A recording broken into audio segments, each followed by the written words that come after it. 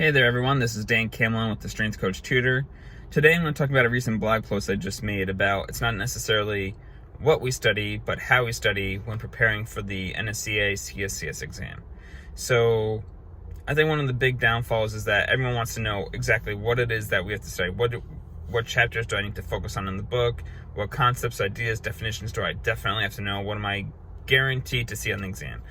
First of all, nothing's pretty much a guarantee on the exam. Are there certain topics that are probably, more likely to show up than others? Absolutely, sure. That goes along with anything in life, right?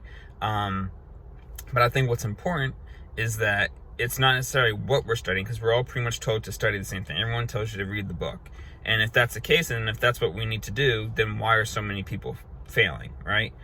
So I think it goes a little bit more into then not necessarily what we're studying, but how we're studying, right? So the first part that I think that we need to understand is when you're studying, you need to absolutely avoid all distractions.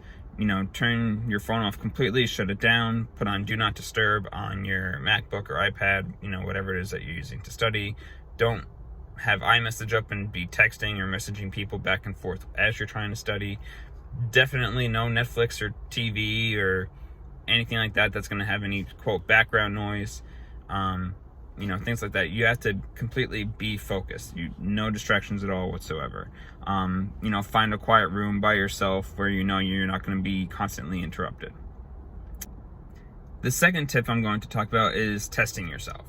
This is something I did a lot when I was an undergrad and even through grad school and when it came to preparing for an exam. And this is not only what helped me do well on exams, but also helped me retain information and therefore be able to apply it when it came to use this information and help someone in the real world.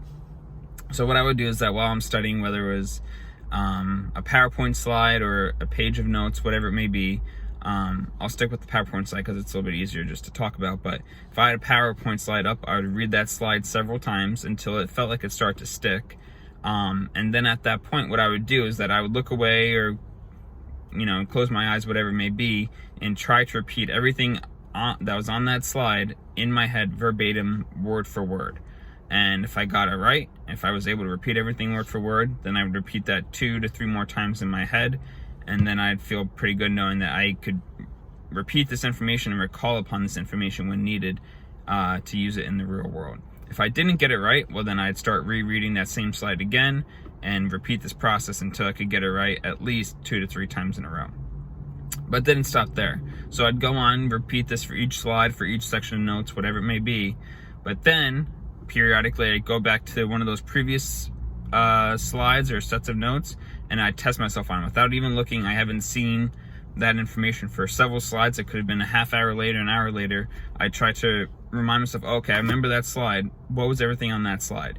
And then again, I'd go through that same process that I did the first time, like, okay, I'm repeating everything in my head. Okay, I got it.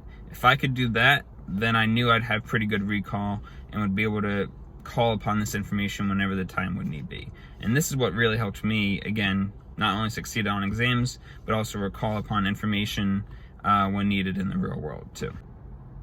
The last part here is it doesn't hurt to know something. So when studying for the exam, you're always trying to prioritize, okay, I really need to spend my time on this topic, and this topic, and that's it. I think that's the wrong approach. You should be trying to learn as much as you possibly can. It's never going to hurt to know something, right? The more you know, the more valuable you're going to be, and the more you're going to be able to help someone and provide value to someone.